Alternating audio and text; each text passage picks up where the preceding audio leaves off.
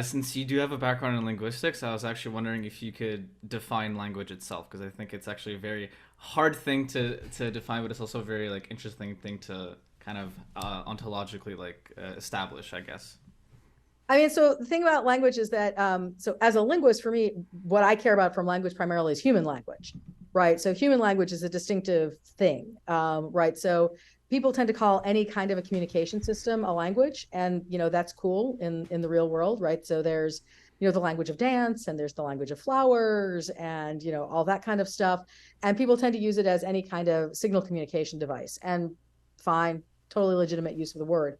From my perspective, what I care about is human language, which is a distinctive form of communication system, which only humans have, and which has sort of distinctive computational properties. In addition to sort of being able to communicate information, it does so in sort of particular ways. What do you So mean to by me, that's what computation? I mean by language. Okay, and what do you mean by computational properties exactly? Right. So I mean, so human language has, I mean, can do things that other kinds of languages can't do. Right. So it's more complex. The way it is put together has rules. Um, the kinds of things it can do are sort of bounded in interesting ways, and unbounded in other interesting ways. Um, right. So the human brain works the way it does, and it creates this particular kind of thing. So if you think about something like syntax, right? You know, syntax has structure. That structure comes from somewhere. It comes from the human mind, and it's a computational system that organizes the way we do our communication system. The language of dance does not have the same computational system. It doesn't have the same kind of syntax that the human language does. Doesn't mean it doesn't have something. It just doesn't have the same thing. Okay, and what is syntax exactly? Like, how does that like relate to the structure of language itself? I mean, syntax is actually, I mean, from my point of view, it is the structure of language, right? So, I mean, you can think about language. I mean, I'll go classic on this one, right? Language is the connection of form and meaning, right? So, you try to express a particular kind of message, and you have meanings and sort of and things like this, but you have to package it in particular ways, and it takes on a form when it does that. There are rules for how you make that form work, right? So there are rules at every level. There's rules for how I'm allowed to put the sounds together. And um, in English, we do not use clicks and whistles to Mm. signal as part of our rule system for doing the sounds that make words. And then we order our words in particular ways. English is a isolating language, so we tend to be very word based, and we tend to be very word order based.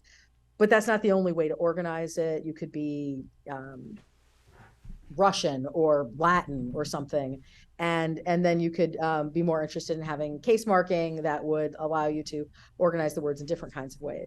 You could be a indigenous American language, something like Inuktitut, and then I would probably have just strings and strings of morphemes on this, and I don't have many words at all because I do it all with the morphology. So those are forms, and languages choose the form that they're going to actually express, and the rules for how you make those forms, that's syntax in a general sense. Okay. And do we know how like the syntactic structure of languages differentiate each other? Because I know the syntactic structure of English is very dissimilar from the syntactic structure of like Mandarin or Cantonese per se. Yes. So wait, what is the question? Like, do we Sorry. know how it works? Like do you know like how they change, like how come the syntax for different languages operate differentially? I mean, this is, I mean, I mean, this is the core of linguistics. I mean, at some deep level, yes, and at some deep level, no, right? I Okay. mean, we can describe it, and we actually have extremely good descriptions of sort of what the syntax is of many languages. Not all of them. I mean, there's like 6,000 languages in the world, and to be honest, we've only well described a tiny fraction of those languages. Um, Mandarin is one of them, so is English. It's when you have that many speakers, yes, people have done a pretty good job of describing the languages. Um, so we can describe what those are.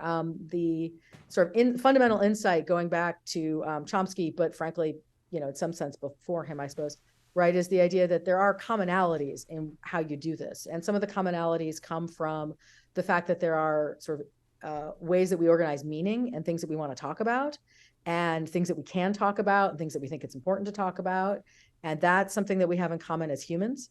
And then the computational part, which is we all have human brains. So if you're going to package information, there's only certain ways your mind will allow you to do it.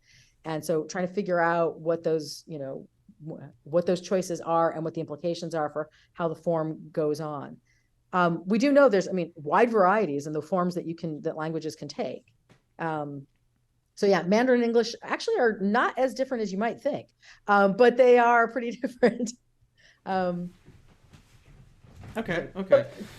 And so you mentioned like syntax informing meaning. How much does syntax actually inform like the semantics of the sentence? Like the conversation. I'm not sure what you mean by that. The thing is, syntax is the way that, syntax is the rule structure. And so if we have a meaning, they're intimately connected, right? So there's a difference between saying man bites dog and dog bites man, right? Mm-hmm. And in syntax, right, the syntactic position is linked to semantic interpretations, right? That's true for all language. If you want to say, who's the doer, who's the done to, right? All languages have ways of marking that, and they mark that syntactically. That's a semantic piece of information, but it's always marked in some syntactic manner. Okay, I was just wondering because I know Noam Chomsky has like this famous like sentence of like colorless green sleep ideas, easily. Yeah, exactly, right. So I was just wondering like how come like you can have syntactically correct sentences but semantically meaningless ones at the same time. Right. So so what's interesting about the colorless green ideas thing is it actually shows you how he's both right and wrong at the same time there, right? So everybody does interpret colorless green ideas sleep furiously, right? People, it isn't nonsense, right? It's not word salad, right? It's not, wall the pillow green. It's not that. That's nonsense. That's word salad. So if someone says colorless green ideas sleep furiously, you're like, poetry, man. Wow. What's that guy? What do you mean by colorless and green? Like people actually work really, you can think about what would that mean? And the answer is the reason you can think about what that would mean is because the syntax is going to tell you what the relationships have to be.